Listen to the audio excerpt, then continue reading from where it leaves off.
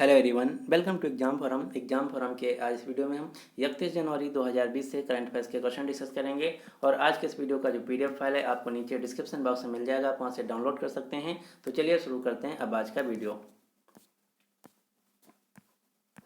आज का पहला क्वेश्चन है, हाल ही में कितने भारतीय स्थानों को रामसर साइट लिस्ट में शामिल किया गया है? तो हाल ही में भारत से टोटल 10 स्थानों को रामसर साइट लिस्ट में शामिल किया गया है, जिसमें से 6 हैं उत्तर प्रदेश राज्य से, नवाबगंज पश्चिम बिहार, पार्वती अरंगा वन्य जीव विहार, समान पश्चिम बिहार, समसपुर पश्चिम बिहार, सांडी पश्चिम बिहार, सरसई नाव झील। ये हैं 6 उत्तर प्रदेश राज्य से। एक है महाराष्ट्र राज्य से, नंदूर मध्यमेश्वर पक्षी अभ्यारण्य महाराष्ट्र राज्य से है, जबकि 3 हैं साइट्स पंजाब राज्य से। तो ये हैं भारत के 10 स्थान जिनको हाल ही में रामसर साइट लिस्ट में शामिल किया गया है। अब हम देख लेते हैं कि रामसर साइट लिस्ट क्या होता है। तो रामसर कन्वेंशन, रामसर संधि एक अंतर्राष्ट्रीय संधि है जिसके तहत नम भूमि यानी कि आर्द्र भूमि, वेटलैंड एरिया को संरक्षित किया जाता है, शामिल किया जाता है, जो कि मुख्यतया जल प्रवाही पशु पक्षियों के प्राकृतिक आवास एवं झील होते हैं। इन स्थानों को रामसर संधि के तहत संरक्षित किया जाता है। इस संधि का पहला सम्मेलन हुआ था ईरान देश के रामसर शहर में 1971 में, इसीलिए इसे बोला जाता है रामसर संधि, रामसर कन्वेंशन। और इस कन्वेंशन के तहत जितने भी स्थान वेटलैंड एरिया इसमें शामिल किए जाते हैं उनको बोला जाता है रामसर साइट्स।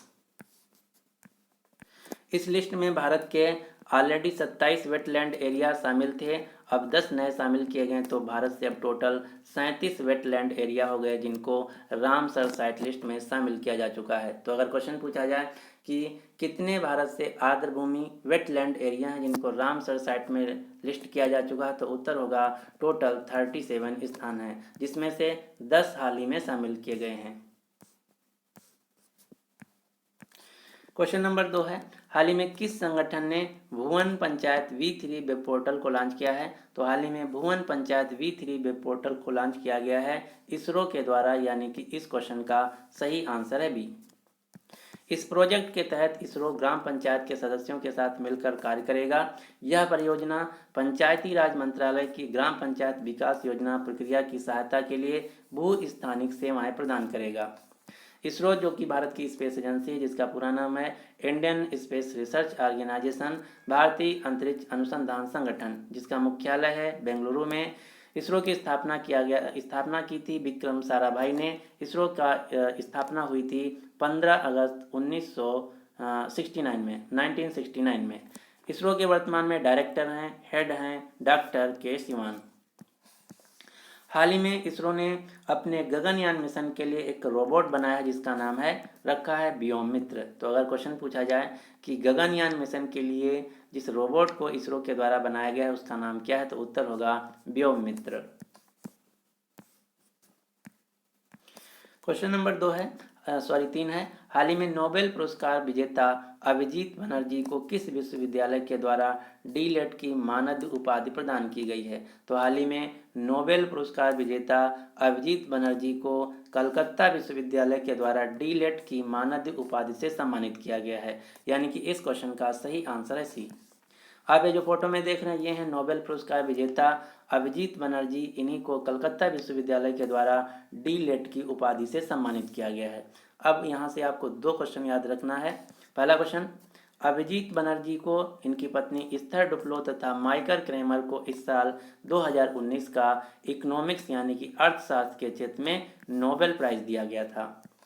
अब इनकी 2 पुस्तकों के नाम याद रखना जो कि इस समय बहुत ज़्यादा एग्जाम में पूछा जा रहा है। Good economics for hard times, what the economy need now. ये दोनों जो पुस्तकें हैं अभिजीत बनर्जी के द्वारा लिखी गई हैं। कोलकाता शहर का जो बंदरगाह था जिसका नाम था कोलकाता बंदरगाह, इसका नाम बदल दिया गया है। अब इसका नया नाम रखा गया है श्यामा प्रसाद मुखर्जी बंदरगाह। हाल ही में 44वें अंतर्राष्ट्रीय कोलकाता पुस्तक मेला 2020 में रूस देश को फोकस देश के रूप में आमंत्रित किया गया है। कोलकाता शहर में स्थित है ईडन गार्डन क्रिकेट स्टेडियम, जो कि भारत का सबसे पुराना क्रिकेट स्टेडियम है, जिसे मक्का ऑफ इंडियन क्रिकेट के नाम से भी जाना जाता है। मक्का जो कि इस्लाम धर्म का एक पवित्र तीर्थ स्थल है जो कि सऊदी अरब देश में स्थित है। क्वेश्चन नंबर 4 है, हाल ही में भारतीय रेलवे ने किस शहर में पहला सरकारी वेस्ट टू एनर्जी प्लांट शुरू किया है? तो हाल ही में भारतीय रेलवे के द्वारा पहला सरकारी वेस्ट टू एनर्जी प्लांट शुरू किया गया है उड़ीसा के भुवनेश्वर शहर में, यानी कि इस क्वेश्चन का सही आंसर है बी। आप ये जो फोटो में देख रहे हैं ये है रेलवे के द्वारा शुरू किया गया पहला सरकारी वेस्ट टू एनर्जी प्लांट। इस प्लांट की सहायता से सभी प्रकार के जो मल्टीपल फीड स्टॉक होते हैं, यानी कि सभी प्रकार की plastic, petroleum sludge, municipal solid waste जो होते हैं उनको एनर्जी में कन्वर्ट किया जाएगा, जो कि लाइट डीजल ऑयल होगा जिसका यूज किया जाएगा लाइट फर्नेस में। यही है भारत का पहला सरकारी वेस्ट टू एनर्जी प्लांट जिसको शुरू किया गया है रेलवे के द्वारा उड़ीसा के भुवनेश्वर शहर में, जो कि कचरे से और पेट्रोलियम पदार्थों से डीजल ऑयल को बनाएगा। इसके अलावा रेलवे ने हाल ही में हैदराबाद शहर में वित्तीय प्रबंधन संस्थान की स्थापना की जिसका नाम रखा है Indian railway institute of financial management. Bharat की जो दूसरी प्राइवेट ट्रेन है तेजस एक्सप्रेस, इसको हरी झंडी दिखाया गुजरात राज्य के मुख्यमंत्री विजय रूपानी ने, जो कि चलाई जाएगी अहमदाबाद से मुंबई के बीच। जो पहली भारत की प्राइवेट ट्रेन थी चलाई गई थी लखनऊ से दिल्ली के बीच। भारत का सबसे साफ रेलवे स्टेशन है जयपुर राजस्थान का। ईट राइट स्टेशन का टैग पाने वाला भारत का पहला रेलवे स्टेशन है मुंबई सेंट्रल रेलवे स्टेशन। हाल ही में रेलवे की जो प्रोटेक्शन संस्था थी जिसका नाम था आरपीएफ, रेलवे प्रोटेक्शन फोर्स, इसका नाम बदल दिया गया है। अब इसका नया नाम रखा गया है आरपीएफएस, रेलवे प्रोटेक्शन फोर्स सर्विस, यानी कि इंग्लिश में सर्विस तथा हिंदी में सेवा शब्द को ऐड किया गया है। वर्तमान में भारत के रेल मंत्री हैं पीयूष गोयल, जो कि उद्योग मंत्री भी हैं। रेलवे बोर्ड के चेयरमैन हैं विनोद कुमार यादव। क्वेश्चन नंबर 5 है, हाल ही में तीसरे वैश्विक आलू शिखर सम्मेलन 2020 यानी कि ग्लोबल पोटैटो कॉन्क्लेव 2020 का आयोजन किस शहर में हुआ? तो 2020 का जो वैश्विक आलू शिखर सम्मेलन है इसका आयोजन हुआ है गुजरात राज्य के गांधीनगर शहर में। अब यहाँ से आपको दो क्वेश्चन याद रखना है। चीन के बाद दुनिया का सबसे बड़ा आलू उत्पादक देश है भारत। भारत का जो केंद्रीय आलू रिसर्च अनुसंधान केंद्र है ये स्थित है हिमाचल प्रदेश के शिमला शहर में। यहाँ पर बात हुई गुजरात राज्य की, तो गुजरात राज्य से कुछ क्वेश्चन देख लेते हैं। गुजरात राज्य की राजधानी है गांधीनगर। गुजरात राज्य के राज्यपाल हैं आचार्य देवव्रत। गुजरात राज्य के मुख्यमंत्री हैं विजय रूपानी। हाल ही में गुजरात के अहमदाबाद शहर में कृषि मंथन सम्मेलन 2020 का आयोजन हुआ था। देश की जो पहली साइबर अपराध रोकथाम इकाई है जिसका नाम रखा गया है अस्वस्थ, इसको लॉन्च किया गया है गुजरात के गांधीनगर शहर में। गुजरात राज्य बनाएगा Vikram Sarabhai children innovation centre को। गुजरात राज्य के अहमदाबाद शहर में हाल ही में मनाया गया जनवरी महीने में 31वां अंतर्राष्ट्रीय पतंग महोत्सव 2020। दुनिया का जो सबसे बड़ा क्रिकेट स्टेडियम है जिसका नाम होगा सरदार पटेल गुजरात स्टेडियम, ये बन रहा है अहमदाबाद शहर में, जो कि 2021 में बनकर तैयार हो जाएगा। इसकी कैपेसिटी होगी 1,10,000 दर्शकों की। क्वेश्चन नंबर 6 है, हाल ही में दुनिया का सबसे बड़ा ध्यान केंद्र यानी कि मेडिटेशन सेंटर का उद्घाटन किस शहर में हुआ है? तो दुनिया का सबसे बड़ा ध्यान केंद्र मेडिटेशन सेंटर बना है तेलंगाना राज्य के हैदराबाद शहर में, यानी कि इस क्वेश्चन का सही आंसर है सी। आप ये जो फोटो में देख रहे हैं ये है दुनिया का सबसे बड़ा मेडिटेशन सेंटर, जिसमें एक होगा सेंट्रल हॉल और इसके चारों तरफ होंगे 8 हॉल, जिसमें टोटल 1 लाख लोग एक साथ मेडिटेशन कर सकेंगे। इस मेडिटेशन सेंटर को बनाया गया है श्री रामचंद्र मिशन और हार्टफुलनेस इंस्टीट्यूट के द्वारा। हैदराबाद शहर जो कि तेलंगाना राज्य की राजधानी है। तेलंगाना राज्य के मुख्यमंत्री के चंद्रशेखर राव। तेलंगाना राज्य की राज्यपाल हैं तमिलिसाई सौंदरराजन। जो हैदराबाद शहर है ये मूसी नदी के किनारे स्थित है। हैदराबाद शहर में 2020 का आयोजित किया जाएगा बायो एशिया सम्मेलन 2020। हाल ही में जोस लांग लासेल यानी कि JLL सिटी मोमेंट सूचकांक 2020 के अनुसार हैदराबाद जो शहर है दुनिया का सबसे गतिशील शहर है। क्वेश्चन नंबर 7 है, हाल ही में किस देश ने सबसे अधिक ऊंचाई पर फैशन शो को आयोजित करके गिनीज वर्ल्ड रिकॉर्ड बनाया है? तो हाल ही में नेपाल देश ने सबसे ऊंचाई पर फैशन शो को आयोजित करके गिनीज वर्ल्ड रिकॉर्ड बनाया है। ये जो फैशन शो हुआ था जमीन से 5,340 मीटर की ऊंचाई पर एवरेस्ट के आधार शिविर काला पत्थर the mount Everest fashion runway पर आयोजित किया गया, जिसका मुख्य उद्देश्य था जलवायु परिवर्तन के बारे में जागरूकता फैलाना। नेपाल देश के वर्तमान में प्रधानमंत्री हैं केपी शर्मा ओली। नेपाल देश की राष्ट्रपति हैं विद्या देवी भंडारी। नेपाल की राजधानी है काठमांडू। नेपाल की मुद्रा है नेपाली रुपया। क्वेश्चन नंबर 8 है, हाल ही में हरित रत्न पुरस्कार से किसे सम्मानित किया गया है? तो हाल ही में डॉक्टर एन कुमार को हरित रत्न पुरस्कार 2019 से सम्मानित किया गया है। डॉक्टर एन कुमार जो कि वर्तमान में तमिलनाडु कृषि विश्वविद्यालय के वाइस चांसलर हैं। ये जो हरित रत्न पुरस्कार है अखिल भारतीय कृषि छात्र संघ के द्वारा दिया जाता है, जो कि कृषि के क्षेत्र में उत्कृष्ट योगदान के लिए दिया जाता है। तो आपको याद रखना है डॉक्टर एन कुमार जो कि तमिलनाडु कृषि विश्वविद्यालय के वाइस चांसलर हैं, इन्हीं को दिया गया है हरित रत्न पुरस्कार 2019। क्वेश्चन नंबर 9 है, हाल ही में किस राज्य सरकार ने वर्चुअल पुलिस स्टेशन का शुभारंभ किया है?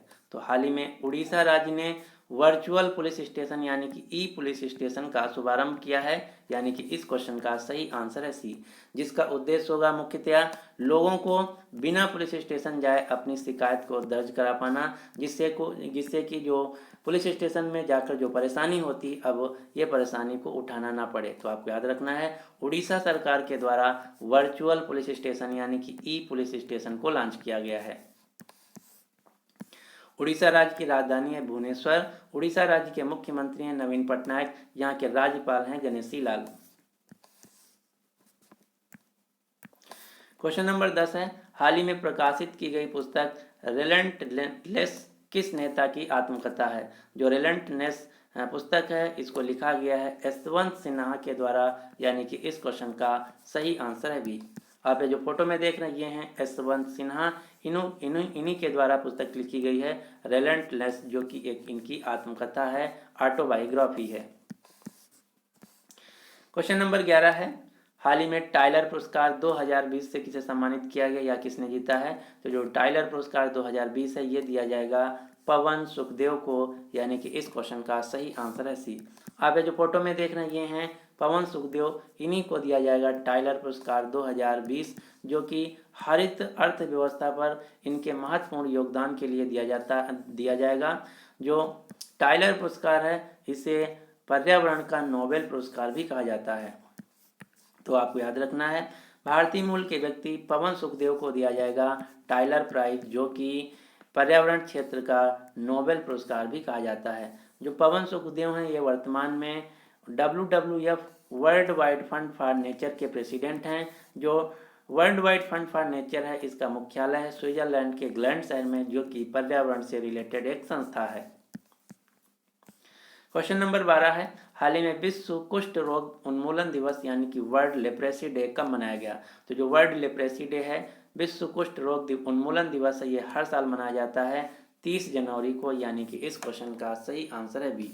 जो कुष्ठ रोग है एक संक्रामक बैक्टीरियल रोग है, जो कि माइकोबैक्टीरियम लेप्रे के कारण होता है। यह रोग मुख्यतया त्वचा संबंधित तंत्रिकाओं तथा आंखों को प्रभावित करता है।